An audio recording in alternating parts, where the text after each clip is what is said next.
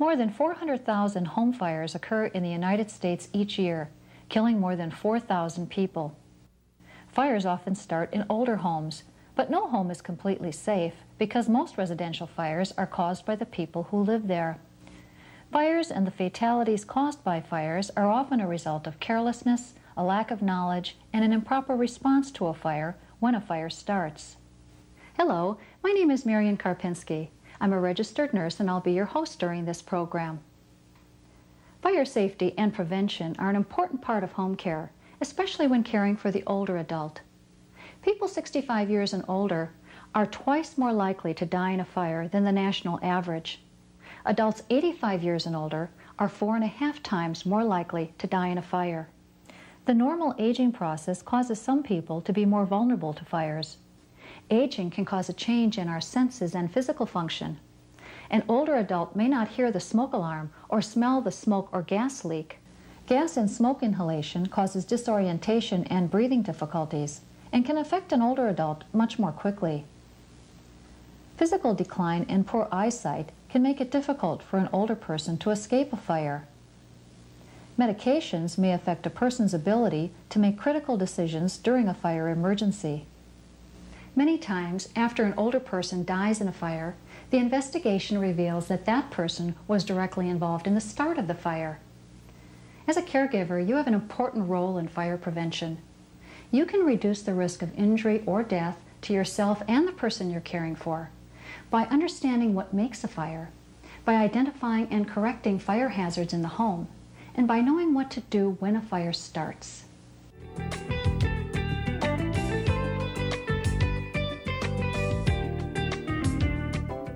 There are 4 components that are necessary for a fire to start. The first is oxygen, which is present in the air. The second element is fuel. Fuel is a material being burned. Fuel can include materials such as draperies and doilies, paper, wood, upholstery, gasoline, and propane. Heat is the third component. Heat provides the energy necessary to ignite the fuel. Some common sources of heat are stoves, fireplaces, cigarettes, wiring, hot water heaters, and furnaces. The fourth component is a rapid chemical chain reaction that can occur when oxygen, fuel, and heat combine.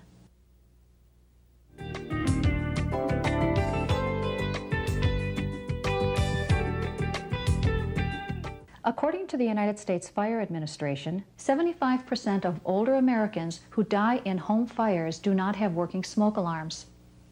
Most home fire deaths occur during the night and are caused by smoke, toxic gas, or a lack of oxygen rather than the fire itself. The smell of smoke will not wake you because the toxic gas puts you into a deeper sleep. Smoke alarms provide an early warning in the event of a fire and can increase your chance of surviving a fire. The important thing about smoke alarms is that you need to have them in the areas you're going to be spending a lot of time in. Near the kitchen. Kitchen fires happen normally during the daytime, when your hours are that you're awake. You need to have near your bedroom so that when you're sleeping is the time that could be the most dangerous, because a fire can start in the opposite end of your house, and you need to have that smoke alarm detection so that you can wake up and get out of that house on time and as fast as possible. The best place for a smoke alarm is in the center of the ceiling. If this isn't possible, install the alarm on the ceiling 4 inches from the nearest wall. To install a smoke alarm on a wall, place it 6 to 12 inches below the ceiling. Alarms should be located away from air vents, windows, doors, or forced air registers where drafts could interfere with the alarm's operation. To be sure that the smoke alarms are in good working order, test them monthly. Batteries and bulbs should be checked twice a year. Replace smoke alarms after 10 years. There are a variety of smoke alarms available, including disposable 10-year battery alarms and alarms with a hush reset feature. If you're caring for someone who is hearing impaired, there are smoke alarms equipped with strobe lights and vibrators. Before you install the alarm, follow the manufacturer's instructions on where to place the alarm and how to maintain it. If you have any questions, call your fire department. Some fire departments offer smoke alarm programs which include help with installation.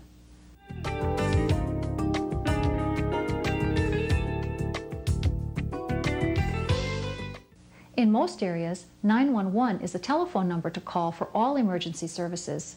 Check to be sure that your area has 911 service. Emergency telephone numbers for fire, police, poison control, or 911 should be written in large print and posted in clear view next to every telephone. It's also a good idea to have your home address listed with the emergency numbers. Visiting relatives and other caregivers may not remember the address, especially during an emergency.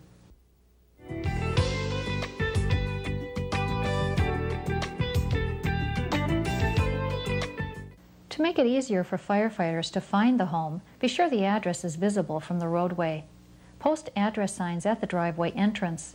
Directional signs should be posted at all driveway forks.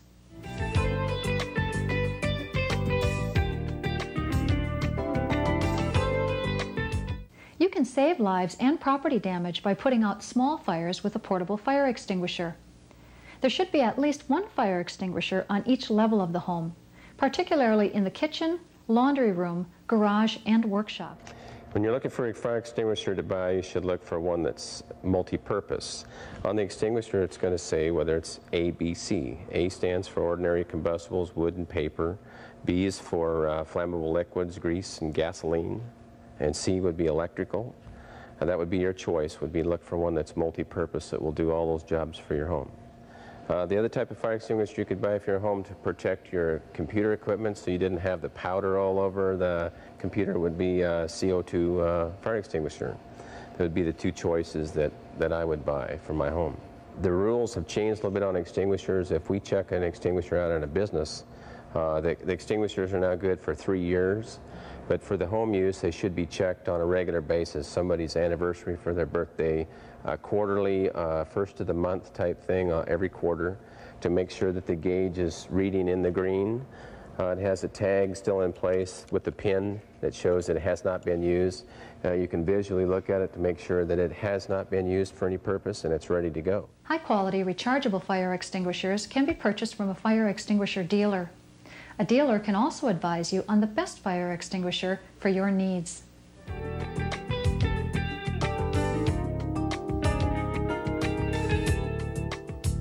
Before you attempt to extinguish a fire, you need to call 911 or emergency services. You need to plan an escape route and have that to your back side. You need to stand 6 to 8 feet away from the fire. And remember a 4-step procedure that spells PASS. Number 1 is pull the pin. Number 2 is aim the nozzle at the fire, base of the fire, squeeze the trigger, and sweep the base of the fire. Not the top of the flames, the base of the fire. And remember that the fire extinguisher is only going to last for 8 to 20 seconds, so you only have that 30-second time period. So if you haven't put it out within that time period, then you need to take your escape route and leave the building. Even if you believe the fire is out, the fire department still needs to come out and inspect it after you've called them initially.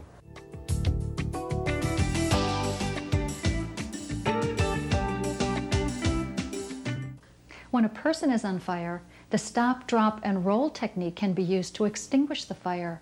First, stop the person from running or walking, then help them drop to the floor.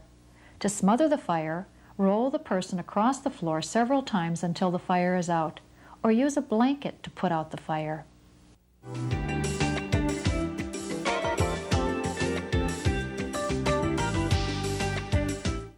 After a fire starts, every second counts. In less than 30 seconds, a small flame can become a major fire. It takes only minutes for a home to fill with smoke and flames. You must have an escape plan, and you must rehearse it. Make an escape plan on paper for every member of the family. Draw a floor plan for the whole house, showing at least 2 ways out of every room. Then identify 2 exits out of the house. Designate a meeting place away from the house. Plan to meet at a specific tree or at the end of a driveway to make sure everyone has gotten out safely. Practice your escape plan at least twice a year. Remember, fire will be black, not light. Don't forget to practice your escape plan in the dark or blindfolded. Practice crawling to and through exit routes. Sound the smoke alarm so that everyone knows what it sounds like. Be sure to teach children never to hide during a fire, especially from firefighters. Designate someone to be responsible for each small child, elderly, or disabled person who may not be able to get out on his or her own. Windows and doors that will be used as an exit should be kept unobstructed. If any windows have security bars, be sure the bars are equipped with a quick-release mechanism. UL-approved collapsible ladders are available for second-floor rooms. Be sure the ladder reaches the ground and can support the heaviest person in the home.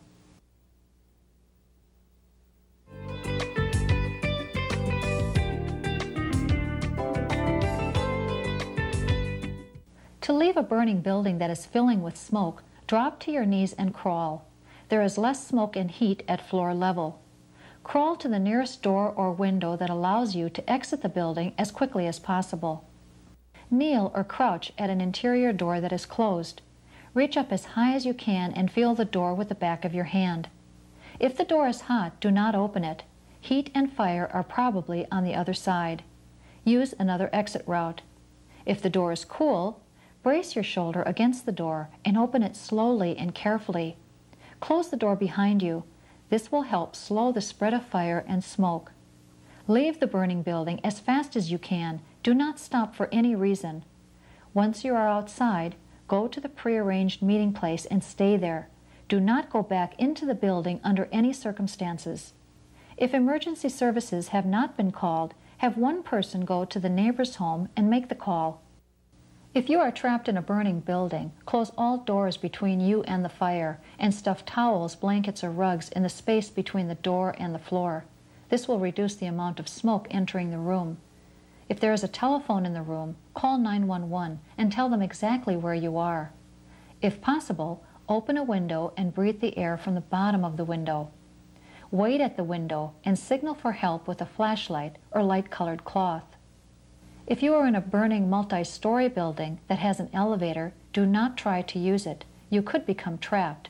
Use the stairway instead.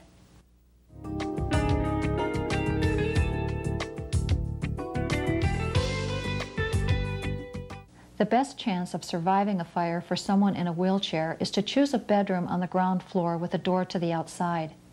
Wheelchair ramps should be at every outside exit. Make it a point to meet your neighbors and become acquainted with them. They could assist you or the person you're caring for in an emergency situation.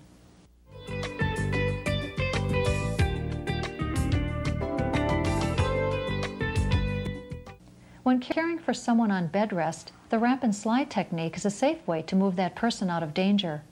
Use a blanket or sheet to wrap the person's body.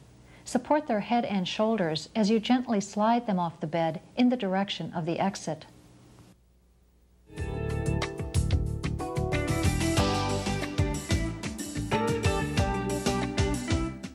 Oxygen equipment is one of the most potentially hazardous types of medical equipment in the home. When you have home medical oxygen at your home, you want to make sure that there is no ignition source around. That means no smoking, no candles, no hair dryers, no electric razors around while it's in use. It is a highly flammable gas and can be very dangerous if you use it with any ignition source at all. It's also highly under pressure. This bottle here has 2,000 pounds per square inch in it, and if it's not secured in a stand, tied off somehow so it can't fall over, or laid flat is a better way to do it. If the head gets knocked off, it can become a projectile with that much pressure on it and do some pretty severe damage. If you work in an automobile shop or in your garage or something and you come back in with grease or oil on your hands and you turn the bottle on, that could create an ignition source also. If oxygen is in use, enforce a no smoking policy in your home and post a no smoking sign in plain view at each entryway.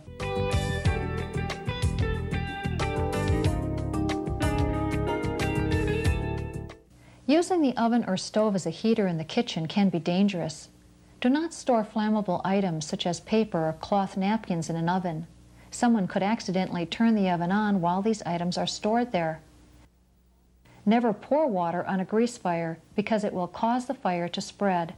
If a fire starts in a pan, leave the pan on the stove, cover it with a lid, and turn off the heat source. Avoid cooking while wearing clothing with loose or dangly sleeves, which could catch on fire. Keep towels and pot holders away from the oven and burners. To prevent burns, turn pot handles inward away from the front of the stove so they're less likely to be pulled down or bumped. Never leave cooking unattended. Always keep a multi-purpose ABC model fire extinguisher in the kitchen that is easily seen and easy to get to.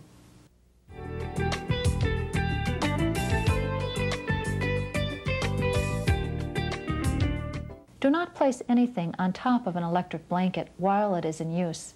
Heat can build up and burn the person using the blanket, or it can eventually ignite a fire. Heating pads can cause serious burns or fires if left unattended, even on low setting. Never sleep while using a heating pad.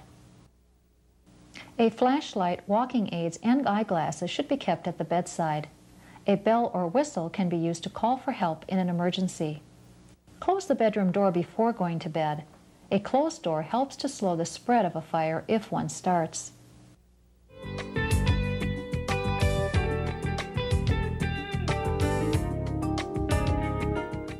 Outdated household wiring and overloaded electrical systems can cause fires to start. One way to reduce the risk of an electrical fire is to never use fuses or circuit breakers that are rated for a higher amperage than the circuit was designed for. To quickly turn off the electrical power to the house, locate and label the main electrical switch at the circuit breaker box so that it's easily visible during an emergency. If you suspect an electrical fire, call 911 or your local emergency number immediately, then turn off the main electrical supply to the house. Exposed wiring from switches and outlets is a shock hazard as well as a fire hazard. Be sure all outlets and switches in your home have cover plates installed with no wiring exposed. If young children are present, use outlets